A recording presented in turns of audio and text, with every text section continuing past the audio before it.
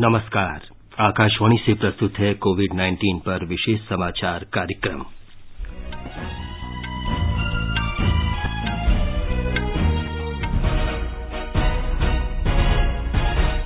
प्रधानमंत्री नरेंद्र मोदी कोविड-19 नियंत्रण की समीक्षा के लिए आज दोपहर बाद राज्यों के मुख्यमंत्रियों के साथ बैठक करेंगे।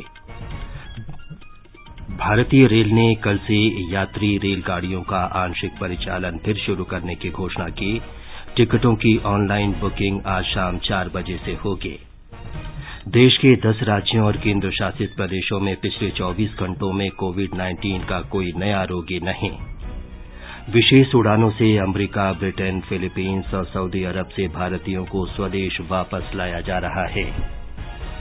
भारतीय नौसेना का जहाज INS मगर लगभग 200 भारतीयों को लेकर मालदीव से कोच्चि के लिए रवाना। और राष्ट्रीय विषाणु विज्ञान संस्थान ने कोरोना संक्रमण की जांच के लिए एंटीबॉडीज के आकलन पर आधारित एलिसा जांच किट कोविड कवच तैयार की। ये देश में तैयार पहली जांच किट।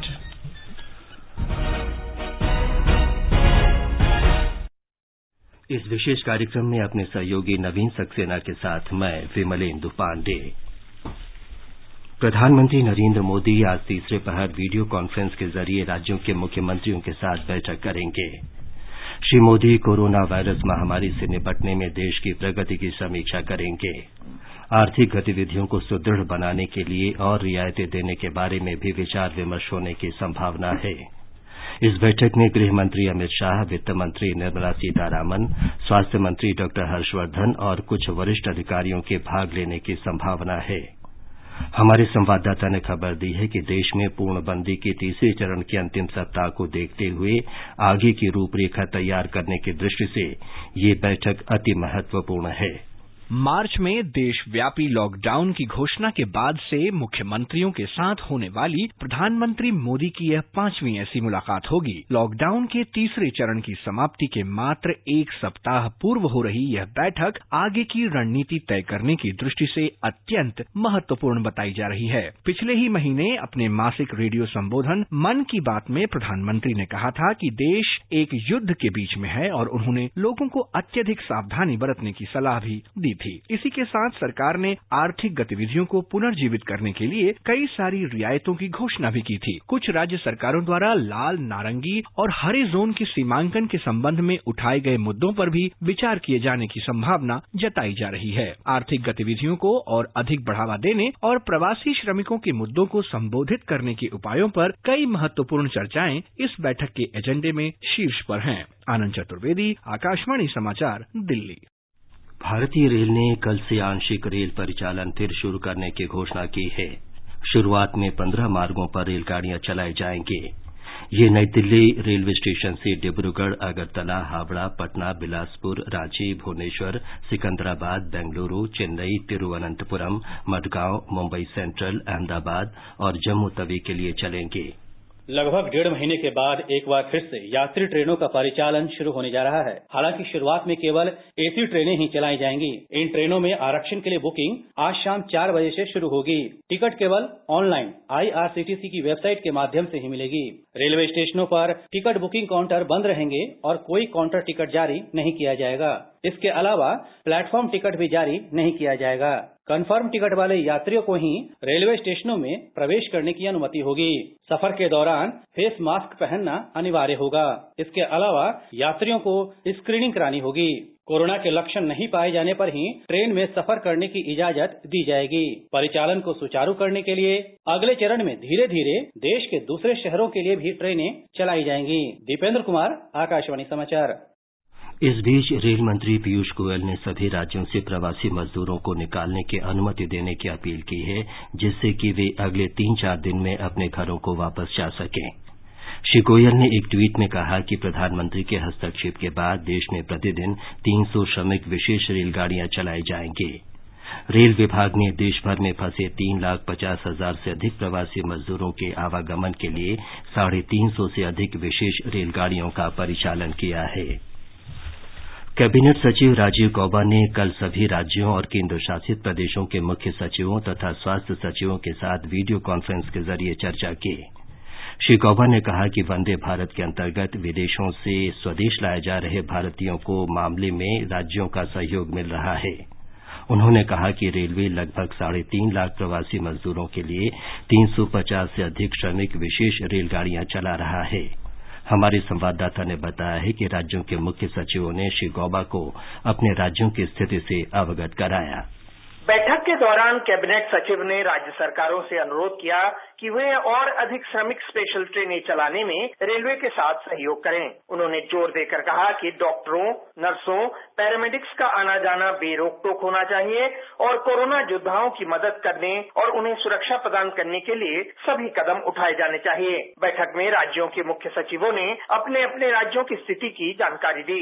मुख्य सचिवों ने कहा, हालांकि कोविड से सुरक्षा की आवश्यकता है, लेकिन साथ ही आर्थिक गतिविधियों में भी सुविचारित तरीके से तेजी लाना जरूरी है। सौभाग्यकार के साथ अनुपम मिश्र, आकाशवाणी समाचार, दिल्ली।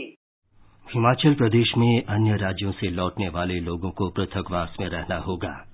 राज्य सरकार ने फैसला किया है कि पंजाब, महाराष्ट्र और देश के अन्य रेड जोन से आने वाले हिमाचल निवासियों को कोविड-19 का परीक्षण कराना होगा। दूसरी ओर राज्य के फंसे हुए निवासियों को वापस लाने के लिए बेंगलुरु और गोवा से ऊना तक विशेष रेलगाड़ियां चलाई जाएंगी। राज्य में सक्रिय कोविड-19 के मामले बढ़कर 17 हो गए हैं। बढ़ते हुए मामलों को देखते हुए राज्य सरकार ने अन्य राज्यों से आने वाले लोगों को संस्थागत क्वारंटाइन में रखने का निर्णय लिया है, जिन्हें क्वारंटाइन की अवधि के बाद अपने जिलों में जाने की अनुमति होगी। इस बीच राज्य के नोडल अधिकारियों को अन्य राज्यों के नोडल अधिकारियों से समन्वय करने के निर्देश दिए गए ताकि फंसे हुए राज्यवासियों का मामला अन्य राज्यों के साथ जल्द से जल्द उठाया जा सके। इस बीच राज्य के 52,763 लोगों ने अन्य राज्यों से अपनी वापसी को लेकर कोविड ई पास के लिए आवेदन किया है। राज्य सरकार ने विद्यार्थियों को वापस राज्य लाने में प्राथमिकता देने की बात कही है। वहीं राज्यवासियों को लाने के लिए आज बेंगलुरु से ऊना स्पेशल ट्रेन चलेगी, जबकि गोवा से ऊना स्पेशल ट्रेन 13 या 14 तारीख को चलाई जाएगी। राज्य सरकार केंद्र सरकार से महाराष्ट्र, गुजरात, पश्चिम बंगाल, बिहार इत्यादि राज्यों से भी ऐसी ट्रेनें शुरू करने का आग्रह करने पर विचार कर रही है। संजीव सुंदरियाल, आकाशवाणी समाचार, शिमला। विभिन्न देशों में फंसे भारतीय नागरिकों को वापस लाने का विश्व का सबसे बड़ा अभियान वंदे भारत सुचारू रूप से चल रहा है। वंदे भारत अभियान का पहला चरण 7 मई को शुरू हुआ और इसके अंतर्गत 12 देशों में फंसे तकरीबन 15,000 भारतीय नागरिकों को वापस लाने की योजना बनाई गई है। ब्यौरा हमारे संवाददाता से। वंदे भारत मिशन के 5वें दिन 500 से भी ज्यादा भारतीय खाड़ी देशों से भारत के लिए रवाना होंगे। आबू धाबी से एक विमान हैदराबाद, दुबई से एक विमान कोची और बहरीन से एक विमान इन विषम परिस्थितियों का सामना कर रहे लोगों को लेकर प्रस्थान करेंगी। गर्भवती महिलाएं, बुजुर्ग, बच्चे और वे श्रमिक जिनकी इस महामारी के दौरान नौकरी चली गई है, उन्हें इस विमान से भेजने के लिए प्राथमिकता दी जा रही है। जो यात्री मेडिकल स्क्रीनिंग के दौरान एसिम्प्टोमेटिक पाए जाएंगे, उन्हें ही यात्रा की अनुमति दी जाएगी। कंचन प्रसाद, आकाशवाणी समाचार, दुबई। एयर इंडिया की विशेष उड़ानों से पिछले कुछ घंटों में अमेरिका, ब्रिटेन, फिलीपींस और सऊदी अरब में फंसे अनेक भारतीयों को स्वदेश लाया गया। अमेरिका से एयर इंडिया की पहली विशेष उड़ान 225 भारतीयों को सैन फ्रांसिस्को से मुंबई लाई। एयर इंडिया की एक और उड़ान फिलीपींस के मनीला से भारतीयों को लेकर मुंबई पहुंची। विदेश मंत्री डॉक्टर एस जयशंकर ने इन उड़ानों के संचालन में सहयोग और समर्थन के लिए एयर इंडिया, नागर विमानन मंत्रालय, महाराष्ट्र सरकार और अन्य संबंधित पक्षों को धन्यवाद दिया है। एयर इंडिया की एक फ्लाइट कई भारतीयों को लंदन से बेंगलुरु लाई। विदेश मंत्री ने आव्रजन ब्यूरो और कर्नाटक सरकार की भी सराहना की। एयर इंडिया की एक और उड़ान सऊदी अरब के रियाद से 139 भारतीयों को दिल्ली लाई। वंदे भारत अभियान में समुद्र सेतु के तहत मालदीव से भारतीयों को लेकर दूसरा युद्धपोत कल शाम कोच्चि के लिए रवाना हुआ। ब्यौरा हमारे संवाददाता से। माले में खराब मौसम के बावजूद यात्रियों की सुविधा का ध्यान रखते हुए आईएनएस मगर समय पर कोच्चि के लिए रवाना हुआ। 202 यात्रियों को लेकर जहाज के कल शाम कोच्चि पहुंचने की योजना है। यात्रियों में 24 महिलाएं और एक मरीज भी शामिल है। यात्रा शुरू होने से पहले और यात्रा के दौरान सुरक्षा प्रणाली का पूरा ध्यान रखते हुए सभी यात्रियों की चिकित्सा जांच कराई गई। वहीं उनके सामान को निसंक्रमक भी बनाया गया। इसके पहले नौसेना का पहला जहाज आईएनएस जलस्व 698 यात्रियों को लेकर कल कोच्चि पहुंच गया था। दोनों ही जहाजों की पुनः मालदीव वापसी होनी है और दोनों ही अगली खेप में भारतीय नागरिकों को लेकर तमिलनाडु में टुटीकोरिन के लिए रवाना होंगे। आकाशवाणी समाचार के लिए कोलंबो से संतोष कुमार। केंद्रीय स्वास्थ्य मंत्री डॉक्टर हर्षवर्धन ने कहा है कि 10 राज्यों और केंद्र शासित प्रदेशों में पिछले 24 घंटों में कोविड-19 के नए मरीजों की खबर नहीं है। देश में तेजी से कोरोना महामारी से संघर्ष में सफलता का उल्लेख करते हुए उन्होंने कहा कि संक्रमण से स्वस्थ होने की दर बढ़कर 30.7% हो गई है। पिछले 3 दिन का जो डबलिंग रेट है वो 12 है। रिकवरी रेट 30% से ऊपर पहुंच गया है। 60,000 में से लगभग 20,000 मरीज ठीक होकर वापस अपने घरों में चले गए हैं और मोर्टेलिटी रेट अभी भी केवल 3.3% बना हुआ है। यद्यपि एक भी मृत्यु होती है तो वो बहुत कष्टदायक होती है। पिछले 24 घंटे में 10 स्टेट्स और यूनियन टेरिटरीज ऐसे हैं जहां एक भी केस नहीं आया है। स्वास्थ्य मंत्रालय के अनुसार पिछले 24 घंटों में 1,511 रोगी उपचार के बाद ठीक हुए हैं। ये एक दिन में स्वस्थ होने की सबसे अधिक संख्या है। पुणे के राष्ट्रीय विषाणु विज्ञान संस्थान ने कोरोना संक्रमण की जांच के लिए रक्त में एंटीबॉडीज के आकलन पर आधारित एलिसा जांच किट कोविड कवच तैयार की है। ये देश में तैयार पहला परीक्षण किट है। इससे कोविड-19 की जांच की गति तेज होने की आशा है। ये किट विभिन्न परीक्षण स्थलों पर प्रामाणिकता जांच में काफी सटीक साबित हुआ है। इससे लगभग 2.5 घंटे में 90 नमूनों की जांच की जा सकती है। केंद्रीय स्वास्थ्य मंत्री डॉक्टर हर्षवर्धन ने ट्वीट संदेश में कहा कि एलिसा किट आसानी से इस्तेमाल की जा सकती है। उन्होंने बताया कि जांच किट के बड़े पैमाने पर निर्माण के लिए इसकी प्रौद्योगिकी फार्मास्यूटिकल कंपनियों को दी गई है।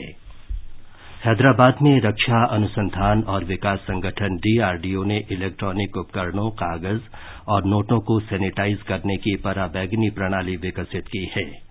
रक्षा मंत्रालय ने बताया है कि इस प्रणाली से mobile phone, iPad, laptop, cheque, चालान, पासबुक और लिफाफों को सैनिटाइज किया जा सकता है।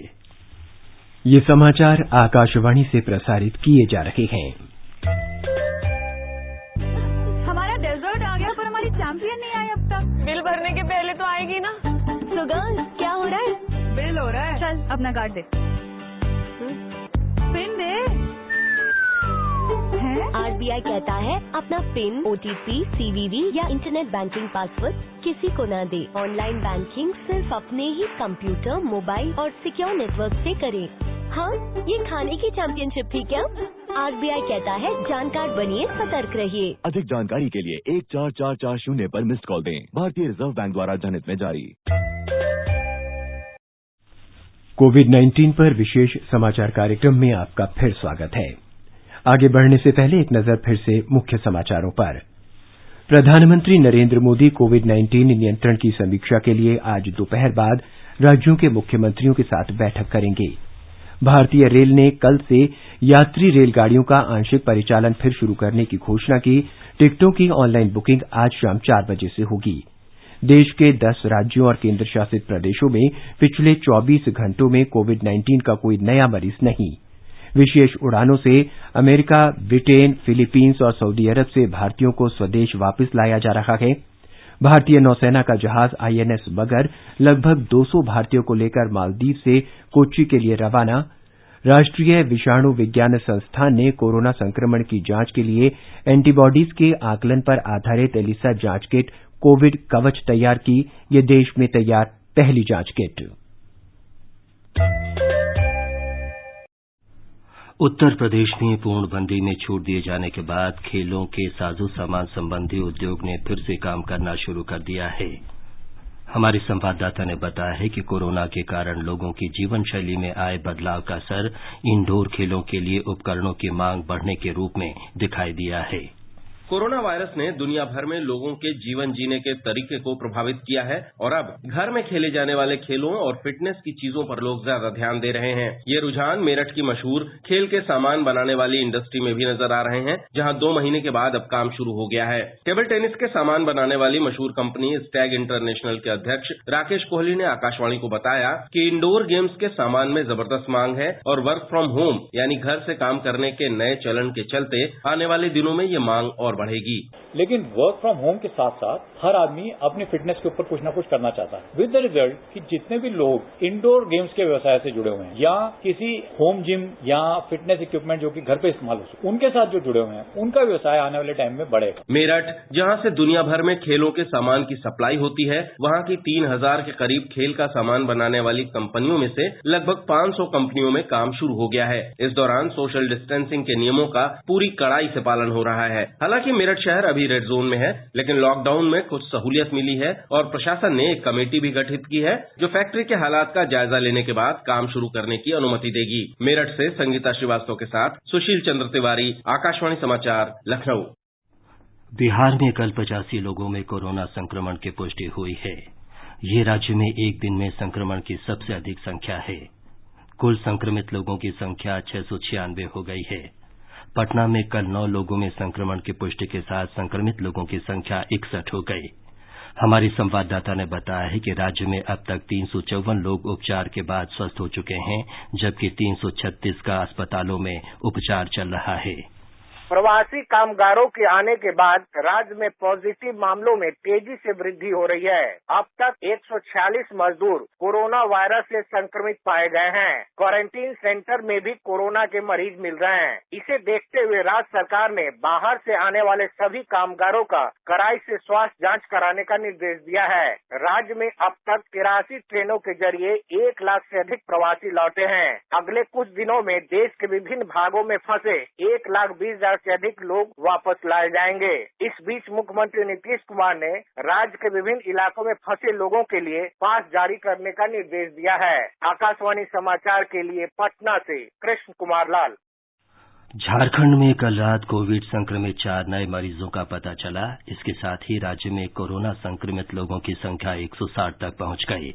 नए रोगी हजारीबाग और गिरिडीह जिले में सामने आए। अभी तक 78 रोगियों के स्वस्थ होने पर अस्पताल से छुट्टी दी जा चुकी है। राज्य में रोगियों के ठीक होने की दर 48.75% है। हाल ही में नए संक्रमित लोगों के सामने आने पर राज्य के 4 जिले धनबाद, हजारीबाग, कोडरमा और गिरिडीह फिर से रेड जोन में आ गए हैं।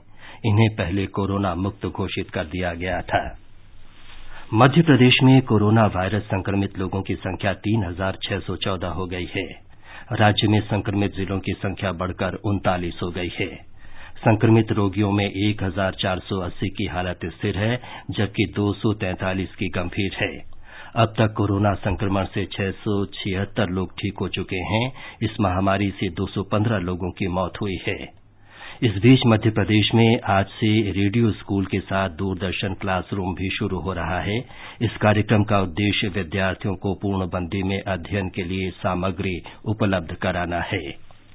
गुजरात में कोविड-19 संक्रमित व्यक्तियों की संख्या बढ़कर 8,195 हो गई है। पिछले 24 घंटों में राज्य में 398 नए मामले सामने आए।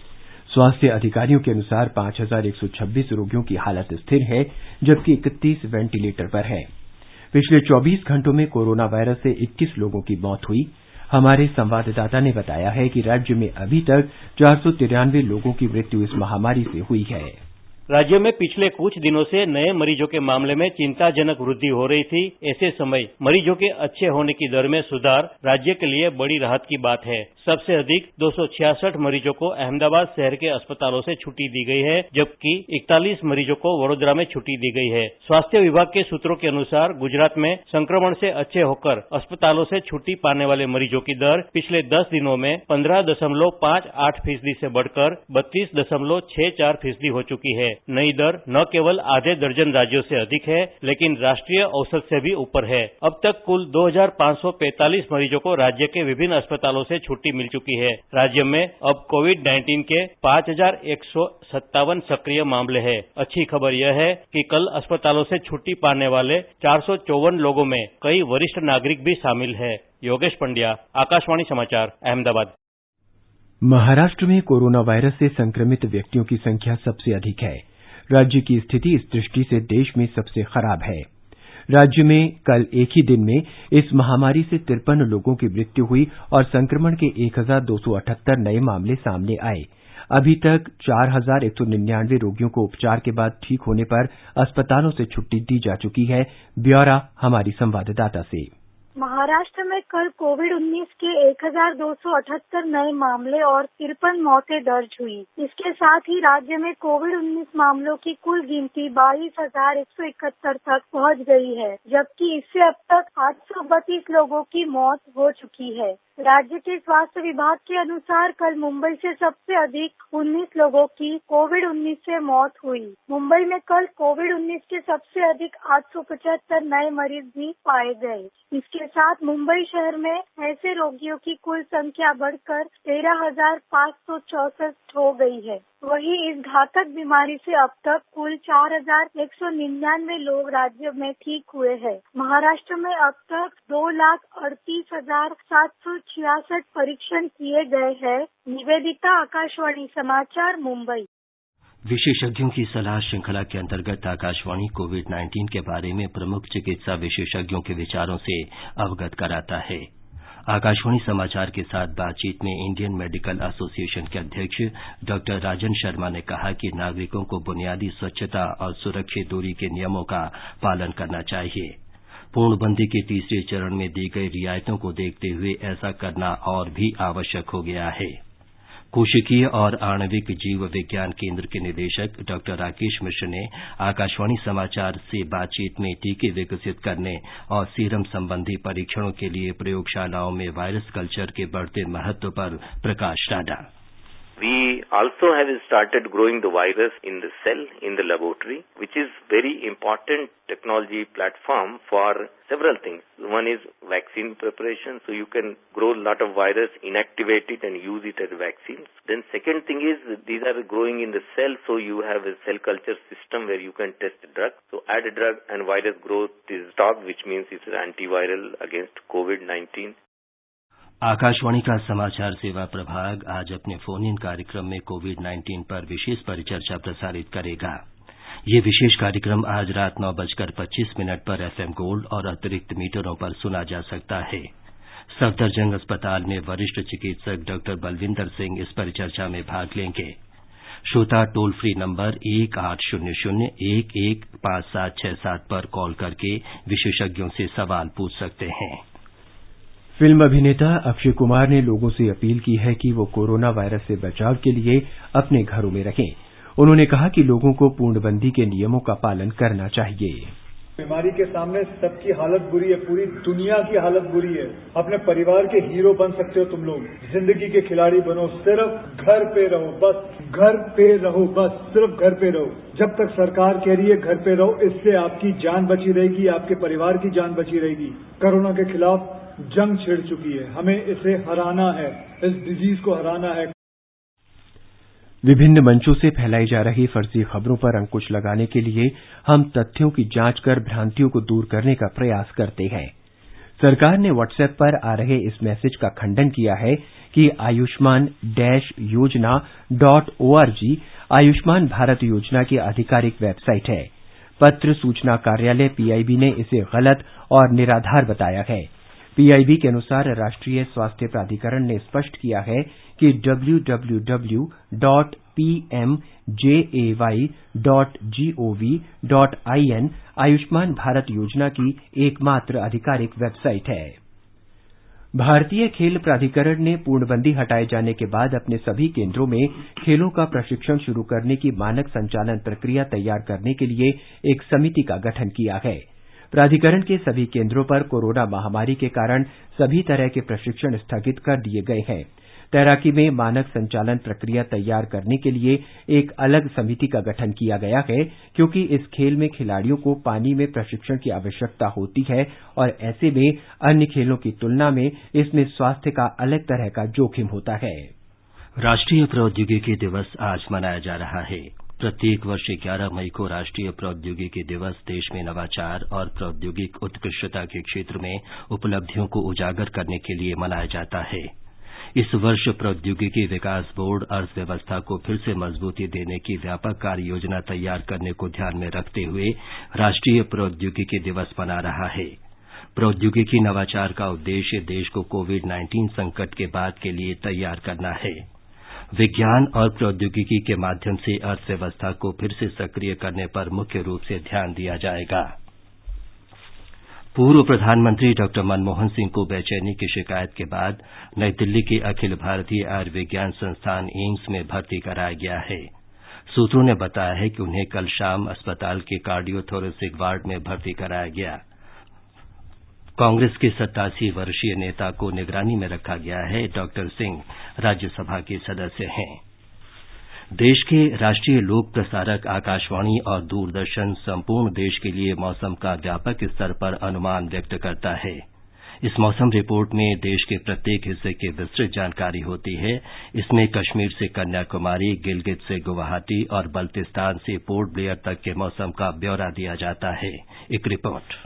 देश के कई हिस्सों में इस सप्ताह हल्की से मध्यम वर्षा होने की संभावना है। मौसम विभाग ने कहा है कि 2 पश्चिमी विक्षोभों के कारण उत्तर भारत में पहाड़ों और मैदानों में कहीं हल्की और कहीं मध्यम वर्षा हो सकती है। अगले 48 घंटों में उत्तर पश्चिमी भारत में व्यापक वर्षा हो सकती है और गरज के साथ आंधी आ सकती है। 14 मई से एक और पश्चिमी विक्षोभ के क्षेत्र में आने की संभावना है, जिसका असर अगले 2-3 दिन तक रहने की संभावना है। अगले 24 घंटे के दौरान कम दबाव के कारण केरल और तमिलनाडु में भारी वर्षा की संभावना है। देश के विभिन्न हिस्सों में आज के तापमान की बात करें तो दिल्ली में न्यूनतम तापमान 26 डिग्री और अधिकतम तापमान 37 डिग्री सेल्सियस रहने का अनुमान है। बादल छाए रहेंगे और हल्की वर्षा हो सकती है। हालांकि मुंबई में आसमान साफ रहेगा। न्यूनतम तापमान 27 डिग्री और अधिकतम 34 डिग्री सेल्सियस के आसपास रहेगा। श्रीनगर में न्यूनतम तापमान 12 डिग्री और अधिकतम 24 डिग्री सेल्सियस रहने का अनुमान है। आंशिक रूप से बादल छाए रहेंगे और वर्षा या गरज के साथ आंधी आ सकती है। गिलगित में तापमान 12 से 22 डिग्री सेल्सियस के बीच रहने और बादल छाए रहने का अनुमान व्यक्त किया गया है। मुजफ्फराबाद में न्यूनतम तापमान 20 डिग्री और अधिकतम 31 डिग्री सेल्सियस रहेगा। बादल छाए रहेंगे और हल्की वर्षा हो सकती है। समाचार कक्ष से अलका सिंह। दुनिया में कोरोना वायरस से मृतकों की संख्या 2,82,918 हो गई है। जॉन हॉपिंस यूनिवर्सिटी के अनुसार दुनिया के 212 से अधिक देशों से कोरोना के कुल 41,59,914 मामले सामने आए हैं। अमेरिका में सबसे ज्यादा 80,516 लोगों की मौत हुई है। उसके बाद ब्रिटेन में 31,855 और इटली में 30,560 लोगों की अब तक मौत हो चुकी है। ये समाचार हमारी वेबसाइट newsonair.com/hindi पर भी उपलब्ध हैं। और अब आज के समाचार पत्रों के साथ हैं नवीन सक्सेना। धन्यवाद विमलेंदु। कल से यात्री रेलगाड़ियों के संचालन को अखबारों ने महत्व दिया है। जनसत्ता की सुर्खी है, दिल्ली से 15 शहरों के लिए कल से चलेंगी ट्रेनें। आरक्षण आज से। सिर्फ आईआरसीटीसी की वेबसाइट से ही मिलेगी टिकट। किसी भी ट्रेन में पेंट्री कार नहीं होगी। राजधानी ट्रेनों के बराबर होगा किराया। नवभारत टाइम्स लिखता है, लॉकडाउन बढ़ाना नहीं चाहते राज्य। कल राज्यों के प्रमुख सचिवों की बैठक में आम राय बनी। पूर्णबंदी पर आज मुख्यमंत्रियों के साथ वार्ता करेंगे प्रधानमंत्री। दैनिक जागरण का कहना है, लॉकडाउन में अगले हफ्ते से मिलेगी बड़ी राहत। नियंत्रण क्षेत्र के अलावा सभी स्थानों पर छूट देने की तैयारी। राज्यों के भीतर बसें चलाने के संकेत। अर्थव्यवस्था को प्राथमिकता। राष्ट्रीय सहारा की सुर्खी है, सुनिश्चित करने होंगे सुरक्षा के उपाय। उद्योगों को फिर शुरू करने के लिए नए दिशा निर्देश जारी। उधर जनसत्ता लिखता है, देश में लगातार चौथे दिन कोरोना विषाणु संक्रमण के मामलों में कमी आने के बाद रविवार रात तक संक्रमण के 4,000 से ज्यादा मामले। हिन्दुस्तान सुखद शीर्षक से लिखता है, देश भर में महामारी के गंभीर मरीजों की दर आधी हुई। पूर्वोत्तर में ग्रामीणों की इच्छा शक्ति से हार गया कोरोना। कड़े नियम अपनाकर 8 में से 6 राज्य संक्रमण मुक्त हुए। अंत में मुख्य समाचार एक बार फिर। प्रधानमंत्री नरेंद्र मोदी कोविड-19 नियंत्रण की समीक्षा के लिए आज दोपहर बाद राज्यों के मुख्यमंत्रियों के साथ बैठक करेंगे। भारतीय रेल ने कल से यात्री रेलगाड़ियों का आंशिक परिचालन फिर शुरू करने की घोषणा की है। टिकटों की ऑनलाइन बुकिंग आज शाम 4 बजे से होगी। देश के 10 राज्यों और केंद्र शासित प्रदेशों में पिछले 24 घंटों में कोविड-19 का कोई नया रोगी नहीं। विशेष उड़ानों से अमेरिका, ब्रिटेन, फिलीपींस और सऊदी अरब से भारतीयों को स्वदेश वापस लाया जा रहा है। भारतीय नौसेना का जहाज INS मगर लगभग 200 भारतीयों को लेकर मालदीव से कोच्चि के लिए रवाना। और राष्ट्रीय विषाणु विज्ञान संस्थान ने कोरोना संक्रमण की जांच के लिए एंटीबॉडीज के आकलन पर आधारित एलिसा जांच किट कोविड कवच तैयार की। ये देश में तैयार पहली जांच किट। इसके साथ ही कोविड-19 पर विशेष समाचार कार्यक्रम का ये अंक समाप्त हुआ। नमस्कार।